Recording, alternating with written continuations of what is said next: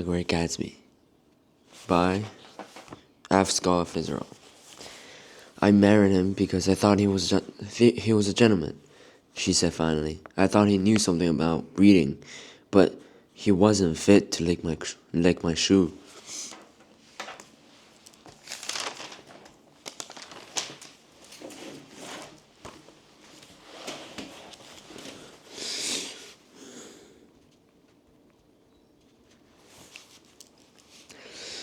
You were crazy about him for a while, said Catherine. Crazy about him, cried Myrtle incredulously. Who said I was crazy about him?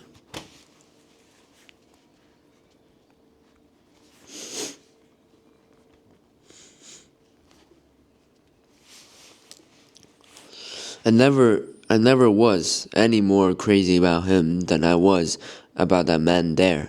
She pointed suddenly at me, and everyone looked at me accusingly. I tried to show by my expression that I expected no affection. The only crazy I was when I married him.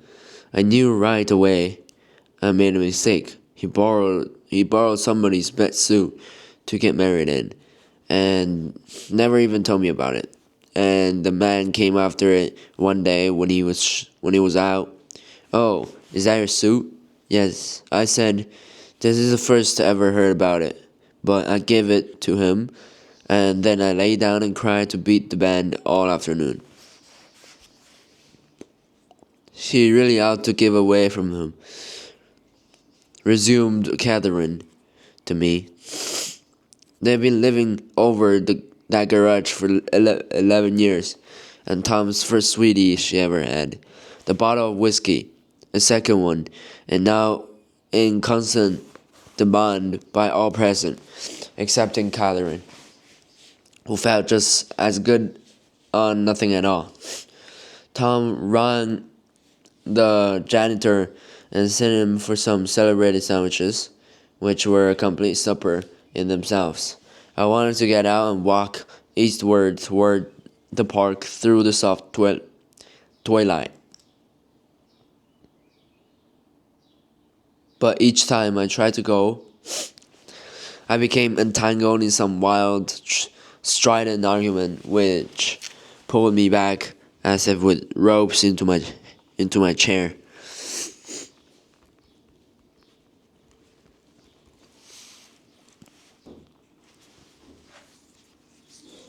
Yet high over the city, your line of yellow windows must have contributed their share of human secrecy to the casual watcher in the darkening streets. And I saw him too, looking up and wondering. I was within and without, simultaneously enchanted and repelled by the inexhaustible variety of life.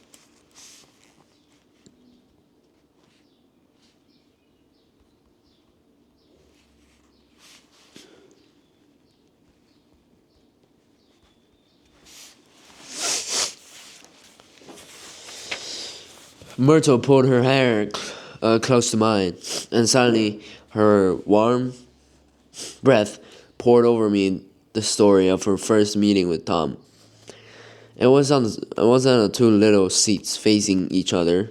They're always at last left on the train. I was going up to New York to see my sister and spend the night.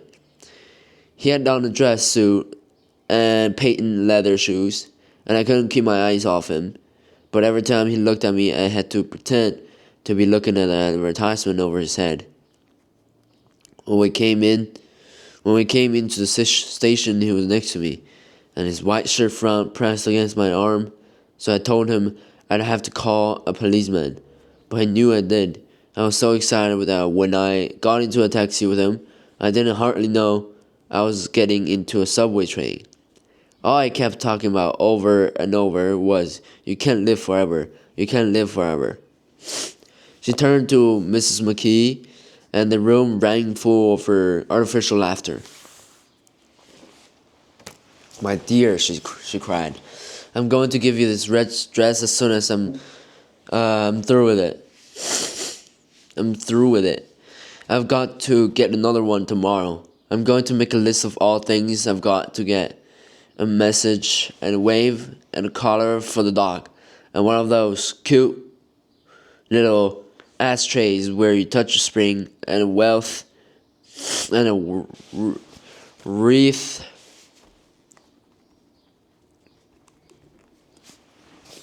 with a black silk bow for mother's grave that'll last all summer. I gotta write down a list so that I won't forget all the things I got to do. It was 9 o'clock. Almost immediately afterward I looked at my watch and found it was 10. Mr. McKee was asleep on a chair with his fists clenched in his lap.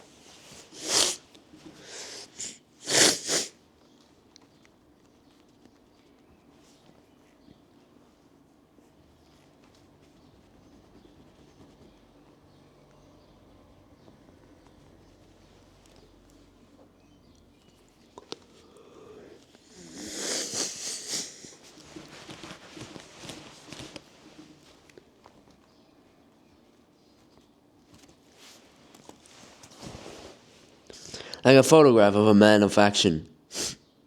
Taking out my handkerchief, I whipped from his cheek and spot of dried lather that had worried me all the afternoon. The little dog was sitting on the table looking with blind eyes through the smoke, and from time to time groaning faintly.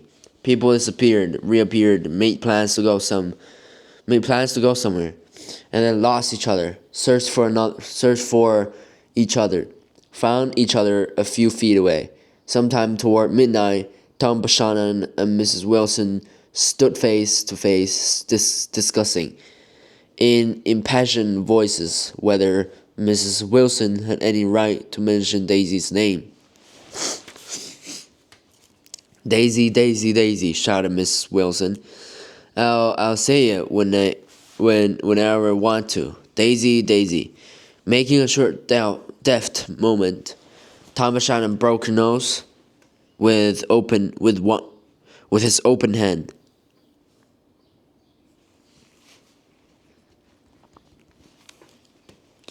Then there were bloody towels upon the bathroom floor, and women's voices scolding,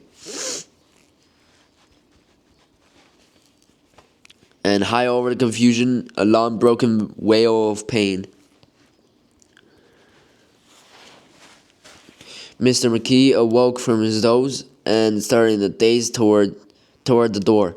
When he had gone halfway, he turned around and stared at the scene. His wife and Catherine scolding and consoling as they stumbled here and there among the crowded furniture with an article of aid, and this despairing figure of the couch, bleeding fluently and trying to spread a copy of town title over the tapestry scenes of Versailles.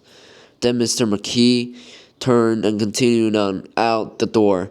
Taking my hat from the chandelier, I followed. "Come to lunch someday," as he suggested, as we ground down to the elevator. "Where?" "Anywhere."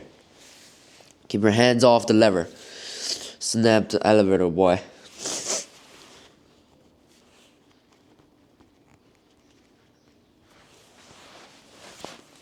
"I beg your pardon," said Mr. Markey with dignity.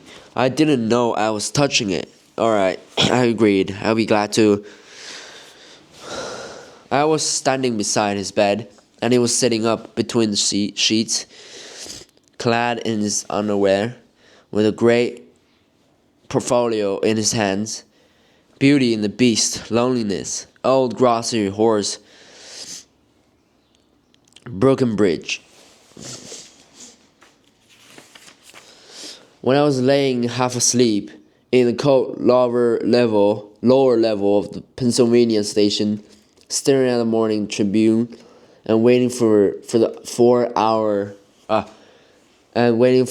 o'clock train. Okay, so I finished chapter 2, and then Next time we'll continue chapter 3. So I'll see you guys next time. Bye bye.